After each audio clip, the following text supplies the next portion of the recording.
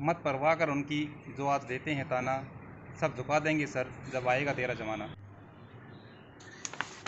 पिछली क्लास में हमने 2D और 3D जो शेप्स हैं, डिफरेंट शेप, उनके बारे में पढ़ा था और हम त्रिभुज के क्षेत्रफल के बारे में पढ़ रहे थे, जिसमें त्रिभुज का सामान्य जो सूत्र है त्रिभुज के क्षेत्रफल का 1/2 आधार गुणा ऊंचाई, उसके बारे में देखा था। और फिर हेरोन का जो सूत्र है √SS - A S - B S - C के बारे में देखा था।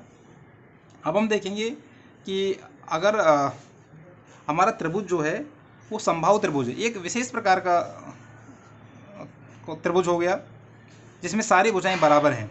इसको आप याद कर लेना, बाकी आप निकाल भी सकते हैं फॉर्मूला कि कहाँ से आता है। तो समबाहु त्रिभुज का क्षेत्रफल होता है √3/4 A²। अगर हमने जो अभी अपना हेरोन का फॉर्मूला पढ़ा था और उसमें A B C तीनों जो भुजाएं उनको बराबर A के बराबर लिखें तो अपना ये फॉर्मूला आ जाएगा। लेकिन इसको आप ध्यान रखें, सीधा सीधा समबाहु त्रिभुज का क्षेत्रफल √3/4 A²। और समद्विबाहु त्रिभुज, ऐसे त्रिभुज जिसकी दो भुजाएं बराबर हैं, उसका क्षेत्रफल B/4 √4A² - B², जहाँ जो समान भुजाएं हैं वो A है। जैसे ये मेरा त्रिभुज है, यहाँ पर ध्यान देना है कि A जो समान भुजाएं हैं, ये भुजा A, ये भुजा A और ये भुजा B। और फिर इसका जो क्षेत्रफल हम निकालेंगे वो निकालेंगे B/4 √4² - B²। अगली आकृति लेते हैं अब हम। ओके, अगली आकृति से पहले अपना जो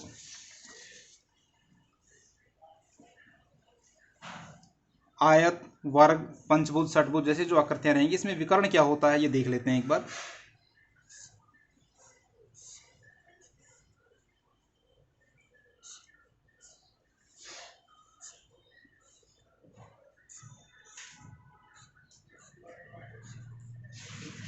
विकर्ण का मतलब है कि इसके किसी एक शीर्ष से उसके एडजेसेंट पास के जो शीर्ष होते हैं उनको छोड़ के बाकी शीर्षों से को मिलाने से जो रेखाएं बनती हैं उनको विकर्ण कहते हैं। जैसे ये अपने एक आयत हमने लिया और ये B हमने एक शीर्ष लिया, इसके पास में दूसरे शीर्ष A और C हैं, इनको छोड़ के बाकी शीर्ष कौन सा बच गया? D। इसको मिलाने वाली रेखा विकर्ण होगी। अगर ये पंचभुज है A B C D E, तो यहाँ पर विकर्ण की संख्या बढ़ जाएगी। C पास वाले शीर्ष कौन से हैं? B और D, इनको छोड़ दो और मिला दो। ऐसे ही D से E और C को छोड़ के मिला दो, ये विकर्ण हो गया। ऐसे ही E के केस में D और A को छोड़ के मिला दो। ऐसे ही A के केस में ऑलरेडी हो गया है। आयत के केस में दो विकर्ण बनेंगे, एक AC और दूसरा BD।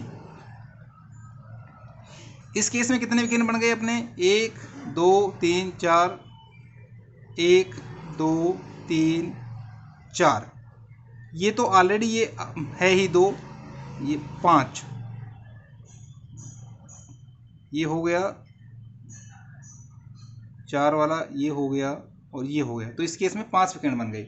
ऐसे अगर षटभुज है तो षटभुज में विकर्णों की संख्या और बढ़ जाएगी, क्योंकि आप यहाँ से खुद देख सकते हैं, यहाँ से बन जाएंगे, फिर यहाँ से बन जाएंगे, इस तरह से विकर्णों की संख्या बढ़ती चली जाएगी। और अब हम देखते हैं कि बंद सम आकृतियाँ क्या होती हैं।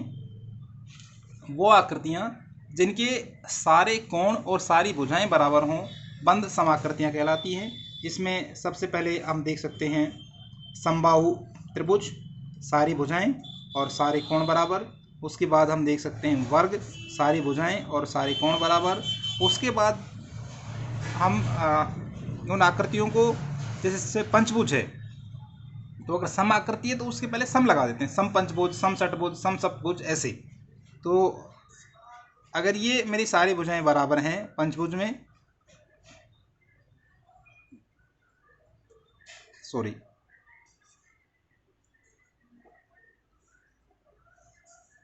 ऐसे अगर ये सारी भुजाएं बराबर हैं और सारे कोण बराबर हैं तो ये मेरा हो जाएगा समपंचभुज। अब हम लेते हैं आयत, जो अपने चतुर्भुज हैं अलग अलग तरह के, उनके सभी के क्षेत्रफल। तो सबसे पहले मैं ले रहा हूँ आयत का क्षेत्रफल, और आयत का क्षेत्रफल का सीधा सीधा फॉर्मूला है लंबाई गुणा चौड़ाई। ये मेरी आयत है, ये लंबाई है, ये चौड़ाई है, तो इसका एरिया कितना हो जाएगा, लंबाई गुणा चौड़ाई। ये ध्यान रखना है आपको। अगर यही वर्ग होता, ये वर्ग होता, सॉरी, इसको मान लें कि ये सब भुजाएं बराबर हैं और इसकी एक भुजा ए है, तो वर्ग का क्षेत्रफल अपना हो जाता है ए स्क्वायर, भुजा का स्क्वायर। मैंने ये सारे जो सूत्र हैं वो एक स्लाइड में एक ही पेज पे लिखने की कोशिश करी है, सो दैट आप इनको उतार सकें। अब आता है समांतर चतुर्भुज का क्षेत्रफल, और समांतर चतुर्भुज का क्षेत्रफल होता है आधार गुणा ऊंचाई। ये मेरा समांतर चतुर्भुज हो गया। अगर मैं इसको आधार मानता हूँ तो यहाँ पर लंब डाल देता हूँ। मान लो ये ए बी सी डी और ये 90 डिग्री है, और इसको अगर मैं H1 कह देता हूँ तो ये मेरा आधार हो गया DC गुणा ऊंचाई H1। हाँ, मैं ऐसे भी कर सकता हूँ कि ये जो दूसरा मेरा भुजा है इसको आधार मानूँ, और उसको आधार मान के भी मैं अपनी ऊंचाई निकाल सकता हूँ। तो उसके लिए क्या करूँगा, यहाँ से मैं 90 डिग्री का कोण बनाऊँगा इस पे, और उस केस में ये मेरा हो जाएगा, ये अगर H2 है तो ये हो जाएगा AD इंटू H2। मतलब जिस भुजा को आप आधार मान रहे हो वहाँ से ऊंचाई आपको लेनी है। समलंब चतुर्भुज का क्षेत्रफल ये होता है 1/2 समानांतर भुजाओं का योग गुणा उनके बीच की दूरी। ये जो सूत्र है ना, ये आप अच्छे से याद कर लेना। इसके लिए क्या होगा कि आपके सवाल बहुत आसानी से हल हो जाएंगे, और पटवार के एग्ज़ाम में या किसी भी एग्ज़ाम में जो अपने क्षेत्रफल और आयतन वाले सवाल हैं वो मैक्सिमम सवाल सूत्र बेस्ड ही होते हैं, तो सूत्रों को अच्छे से याद कर लेना। अब आता है समांतर चतुर्भुज का क्षेत्रफल, सॉरी समलंब चतुर्भुज का क्षेत्रफल। और समलंब चतुर्भुज के केस में हम जानते हैं कि एक जो पेयर होता है वो समांतर होता है। इस केस में जैसे ये मेरा समांतर चतुर्भुज है तो इसमें A B parallel to C D है, तो सूत्र क्या है मेरा, 1/2 समांतर भुजाओं का योग। समांतर भुजाएं A B plus C D गुणा उनके बीच की दूरी। इनके बीच की दूरी वही यहाँ से 90 डिग्री पे एक लंब डालेंगे, और सपोज करो ये H है तो ये मेरा H हो जाएगा। आपको ध्यान रखना है, ये फॉर्मूला जब हम फील्ड बुक बनाएंगे तो फील्ड बुक में बहुत सारी समांतर चतुर्भुज बनती हैं, तो वहाँ पर ये फॉर्मूला बड़ा काम आता है। पिछले एग्जाम में भी इस पर बेस्ड एक सवाल पूछा गया था। और अब अपना आता है समचतुर्भुज का क्षेत्रफल। ये होता है 1/2 गुणा फर्स्ट विकर्ण गुणा सेकंड विकर्ण, 1/2 D1 इंटू D2। समचतुर्भुज सारी भुजाएं बराबर हैं, तो अगर ये मेरा विकर्ण D1 है और ये मेरा विकर्ण D2 है, तो इसका जो क्षेत्रफल आएगा 1/2 गुणा D1 गुणा D2, 1/2 पहला विकर्ण गुणा दूसरा विकर्ण।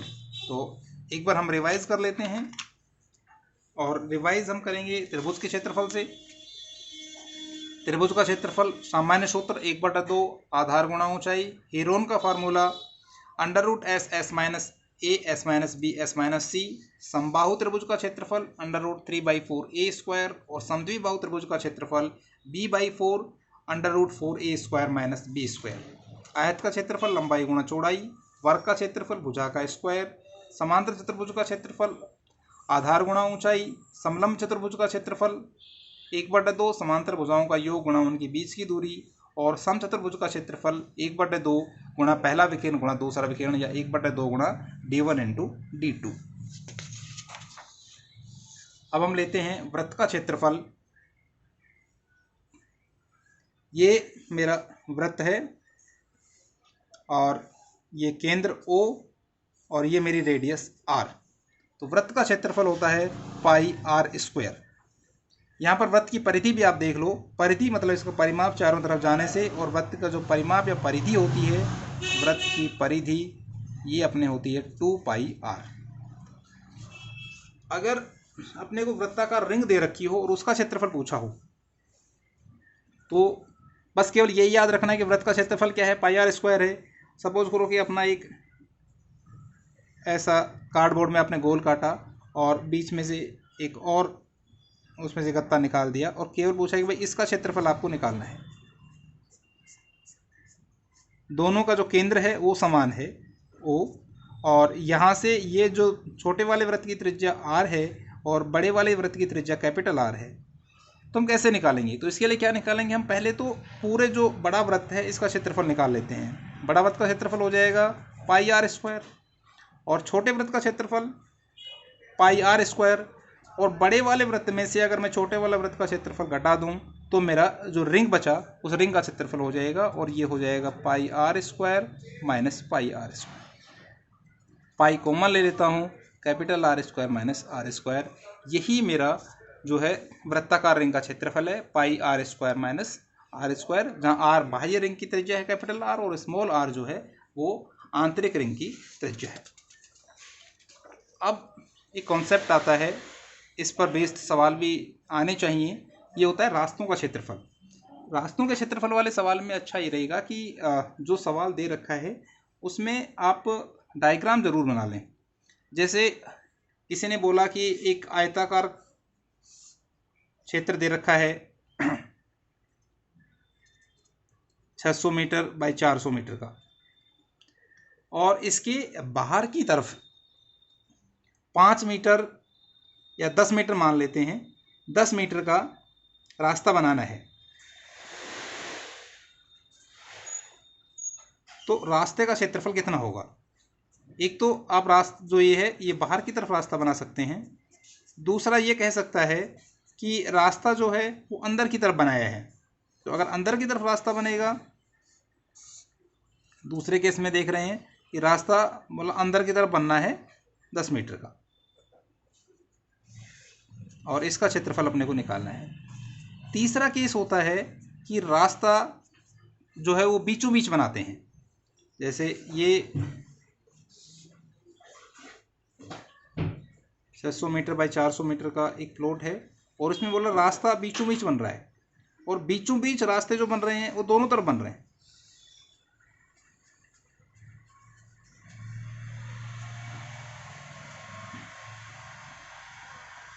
अब तीनों केस में हम समझने की कोशिश करते हैं। देखिए पहले वाले केस में क्या था, अंदर का जो एरिया था वो 600 मीटर गुणा 400 मीटर। अब मैं यहाँ तक अगर बढ़ जाता हूँ तो ये देखो यहाँ से इधर 10 मीटर बढ़ गया और इधर भी 10 मीटर बढ़ गया। अब मेरा ये जो चौड़ाई है कितनी हो गई? 600 प्लस 10, सॉरी 400 था, 400 प्लस 10 प्लस 10 और ये मेरी आ गई 420 मीटर। ऐसे ही यहाँ से और यहाँ तक अगर मैं कंपेयर करता हूँ तो यहाँ से यहाँ तक तो 600 मीटर है, 10 मीटर इधर है और 10 मीटर इधर है, तो ये टोटल कितना हो गया? 620 मीटर। यही चीज़ आपको ध्यान रखनी है कि जितना जो चौड़ा रास्ता बन रहा है, क्योंकि रास्ता दोनों तरफ है तो लंबाई और चौड़ाई में उसका डबल गुणा हो जाएगा। तो अब मैं पहले बाहर वाले जो ये क्षेत्र बन रहा है इसका क्षेत्रफल निकालूं और उसमें से अंदर वाला जो क्षेत्र बन रहा है उसका क्षेत्र घटा दूं तो मेरा इस रास्ते का क्षेत्रफल आ जाएगा। और बाहर का क्षेत्रफल अब कितना बाहर का क्षेत्र कितना हो गया? ये 620 गुणा 420 और अंदर का कितना है? माइनस 600 गुणा 400। गुणा कर लेते हैं, पहले मैं गुणा करके देख लेता हूँ। 62 गुणा 42 को, 2 दूने 4, 6 दूने 12, 4 दूने 8, 6 चौका 24, 4 8 तो 10, 4 और 5 और 1 6 और 2, 2604 और 00 माइनस 6 चौका 24, 00 00। तो कितना आ गया ये? 0 0, 4 में से 0 गया 4, 0 6 में से 4 गया 2। 20,400 वर्ग मीटर जो है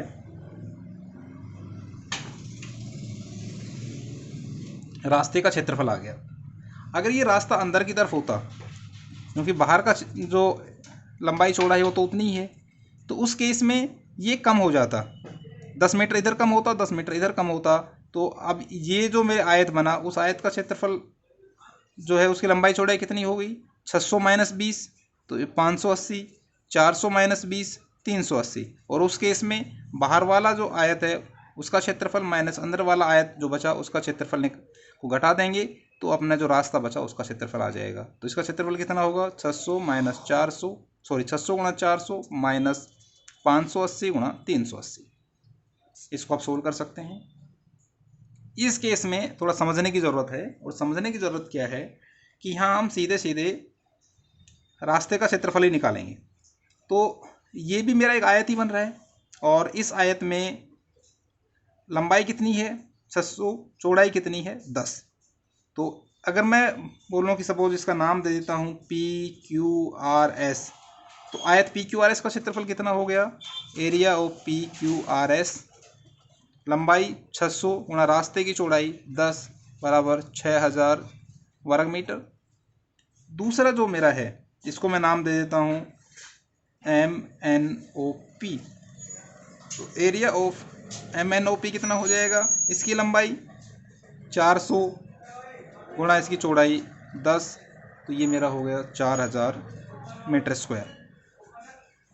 लेकिन ऐसा करने से अगर हम इन दोनों रास्तों का क्षेत्रफल निकालते हैं तो ध्यान देने की बात क्या है कि ये जो बीच का क्षेत्र है ये वाला, इसको हमने दोनों बार जोड़ दिया, लंबाई के इस रास्ते के साथ भी और इस रास्ते के साथ भी, दोनों बार जोड़ने की वजह से ये जो है दोहरी गणना की इसमें दिक्कत आ जाती है। तो ये जो क्षेत्रफल आया उसमें से आपको इसका क्षेत्रफल एक बार घटाना पड़ेगा, क्योंकि एक बार आपने इसमें जोड़ दिया, एक बार इसमें जोड़ दिया, दो बार जोड़ दिया, तो एक बार घटा देंगे तो एक ही बार बच जाएगा। तो जो अपने दोनों रास्ते हैं उनका क्षेत्रफल कितना हो जाएगा, 6000 प्लस 4000 माइनस इसकी लंबाई और चौड़ाई दोनों 10 है, 10 गुणा 10, तो 6 और 4 10,000 माइनस 100 बराबर 9900 वर्ग मीटर। अब हम इसके ऊपर जो अलग अलग तरह के सवाल बनेंगे उन सवालों को करने की कोशिश करते हैं। और पहला सवाल लेते हैं, 500 मीटर लंबाई तथा 200 मीटर चौड़ाई वाले एक आयताकार भूखंड पर 8 रुपये प्रति 100 वर्ग मीटर की दर से टाइल लगाने का व्यय ज्ञात करो। देखो, जब टाइल लगानी है इसका मतलब हमें उस पूरे क्षेत्र को कवर करना है, तो यहाँ पर उसका क्षेत्रफल निकालना होगा।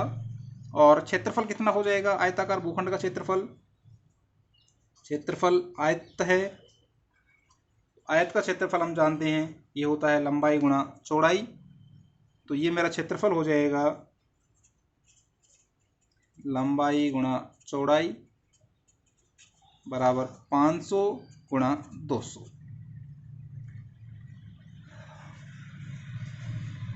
और 100 वर्ग मीटर पर खर्चा आता है 8 रुपये का, तो टोटल कितना खर्चा आ जाएगा, खर्च या व्यय।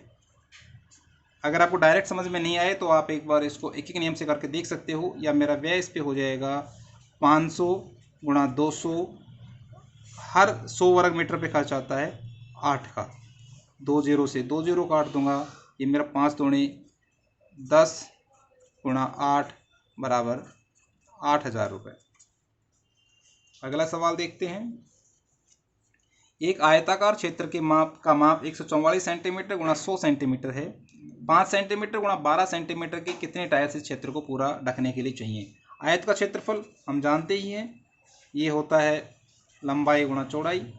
टाइल्स जो हैं वो भी आयताकार हैं, तो अगर जो मेरा आयताकार जो प्लॉट या जो जगह दे रखी है उसमें उसके क्षेत्रफल में अगर मैं टाइल्स के क्षेत्रफल का भाग दूंगा तो मेरे को नंबर ऑफ टाइल्स आ जाएंगी।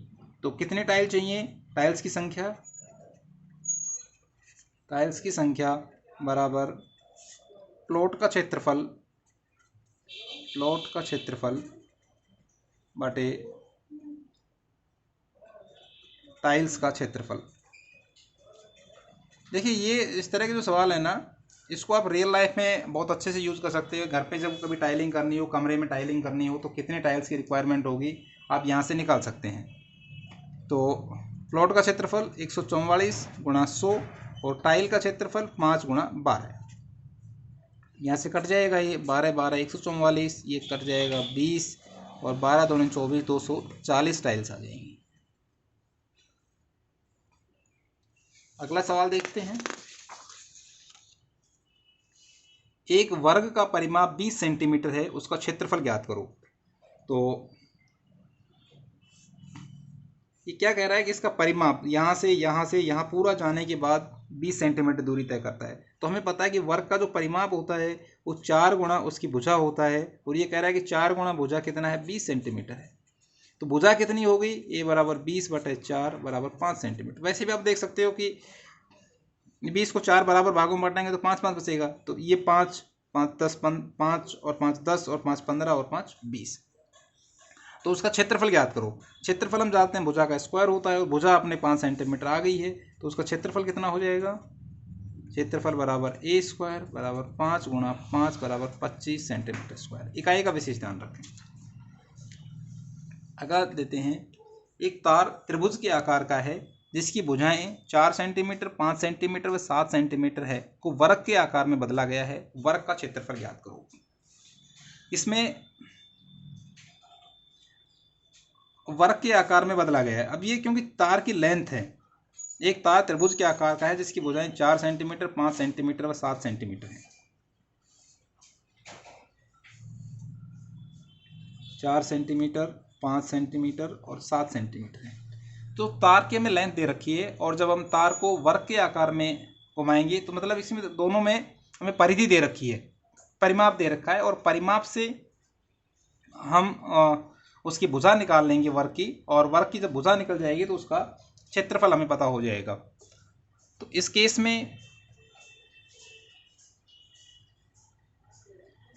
अपना जो त्रिभुज जो है, इसका जो तार है, इस तार की टोटल लंबाई इसके परिमाप के बराबर होगी। तो त्रिभुज का परिमाप क्या होता है? इनकी सभी भुजाओं को जोड़ दीजिए, 4 + 5 + 7, और ये कितना हो गया? 4 और 5 9 और 7 16 सेंटीमीटर जो है ये त्रिभुज का परिमाप है। और इसी को मोड़ के वर्ग बनाया गया है, तो वर्ग का परिमाप भी 16 सेंटीमीटर ही होगा। तो वर्ग की भुजा कितनी हो जाएगी? हम जानते हैं कि वर्ग का जो परिमाप है ये होता है 4 गुणा भुजा, और वर्ग का परिमाप 16 सेंटीमीटर दे रखा है, तो 16 बराबर 4 गुणा भुजा, तो ए कितना हो गया?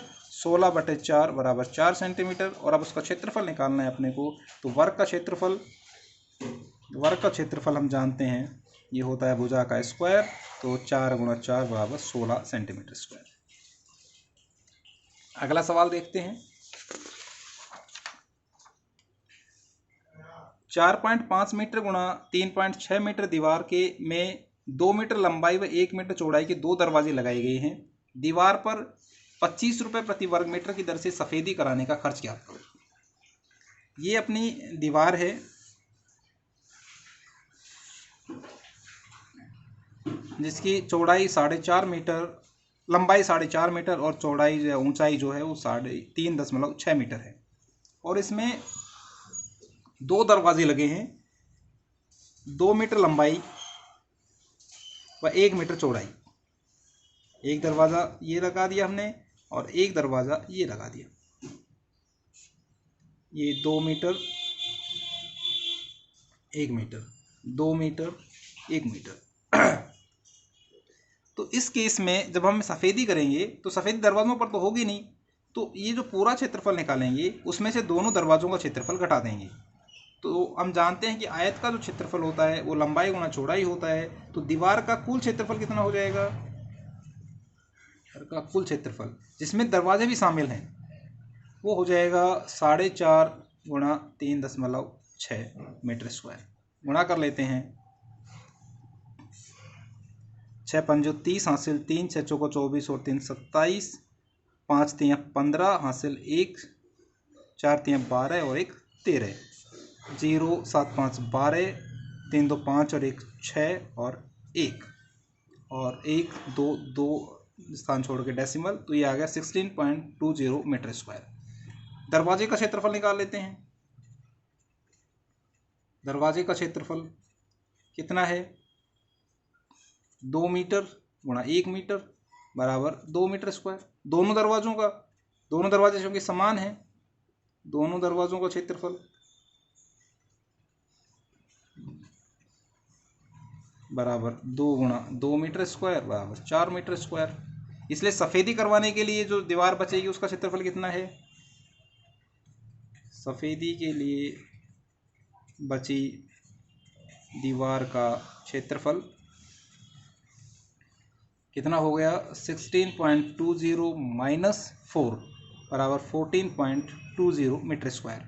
और कह रहा है कि इसका जो खर्चा पूछा है, और क्या खर्चा आता है? 25 रुपये प्रति वर्ग मीटर की दर से। इसलिए खर्चा कितना हो जाएगा सफ़ेदी कराने का खर्चा? सफ़ेदी का खर्चा बराबर 14.20 गुणा 25, 25 0 25 को 0 से 0, 25 दूनी 50 हासिल 5, 25 चौक 100 और 5 105 हासिल 10, 25 और 10 35 और 2 डेसिमल छोड़ गए, तो 355 रुपये जो है वो खर्चा आ जाएगा। अगला क्वेश्चन लेते हैं।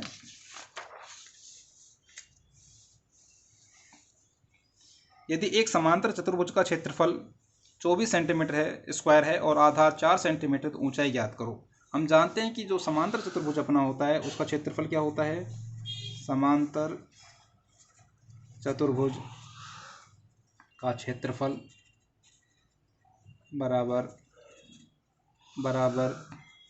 आधार गुणा ऊंचाई। तो क्षेत्रफल कितना दे रखा है, 24 सेंटीमीटर स्क्वायर और आधार कितना दे रखा है, 4 सेंटीमीटर। ऊंचाई ज्ञात करनी है, तो यहाँ से अपनी ऊंचाई कितनी आ गई, ऊंचाई बराबर इधर जाएगा तो भाग आ जाएगा, 24 सेंटीमीटर स्क्वायर बटे 4 सेंटीमीटर, 4 छक्का 24, 6 सेंटीमीटर।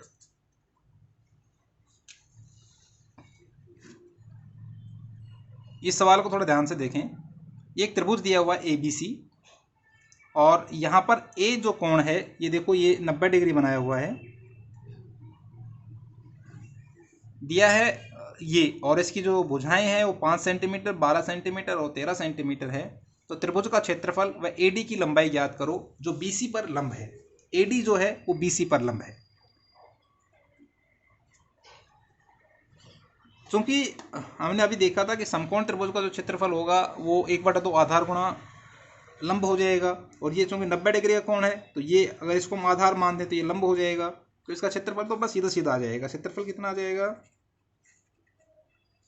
क्षेत्रफल बराबर 1/2 गुणा ये इसका आधार हो गया 5 सेंटीमीटर, और चूंकि ऑलरेडी 90 डिग्री पर है तो ये इसकी ऊंचाई होती है, तो ये गुणा 12, 2 से 6, 6 पंजो 30 सेंटीमीटर स्क्वायर। हम ये भी जानते हैं कि त्रिभुज का क्षेत्रफल जो है वो 1/2 आधार गुणा ऊंचाई होती है, और हम आधार को कुछ बदल भी सकते हैं। किसी भी अगर हम रेखाखंड को आधार माने और उसके शीर्ष से उस पर लंब डालें तो वो उसकी ऊंचाई होगी। तो इस केस में चूंकि यहाँ पर ये लंब डाला हुआ है और ये अपने को दे रखा है, तो ये भी इसका क्षेत्रफल आएगा क्या, कौन सा, 1/2, इसको आधार मान लें तो आधार गुणा ऊंचाई। और चूंकि किसी भी आप रेखाखंड को आधार मान के उसका क्षेत्रफल निकालेंगे तो क्षेत्रफल तो समान ही रहेगा, इसलिए अगर मैं इसको मान के निकालता हूं तो त्रिभुज का क्षेत्रफल बराबर 1/2 गुणा आधार गुणा ऊंचाई। अब चूंकि क्षेत्रफल हमने पहले ही निकाल लिया है 30 सेंटीमीटर स्क्वायर बराबर 1/2 आधार 13 है गुणा ऊंचाई अपने को निकालनी है।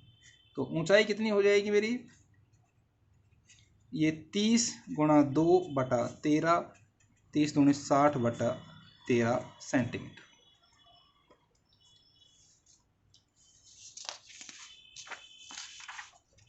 अगला सवाल लेते हैं।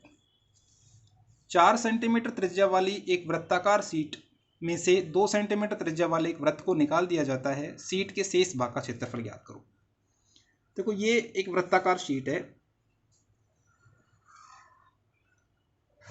4 सेंटीमीटर, और क्या कह रहा है, एक वृत्ताकार शीट में से 2 सेंटीमीटर त्रिज्या वाले एक वृत्त को निकाल दिया जाता है। ये 2 सेंटीमीटर वाले वृत्ताकार शीट को निकाल दिया जाता है, तो जो शेष भाग ये बच गया इसका क्षेत्रफल अपने को निकालना है। ये वही रिंग बच गई।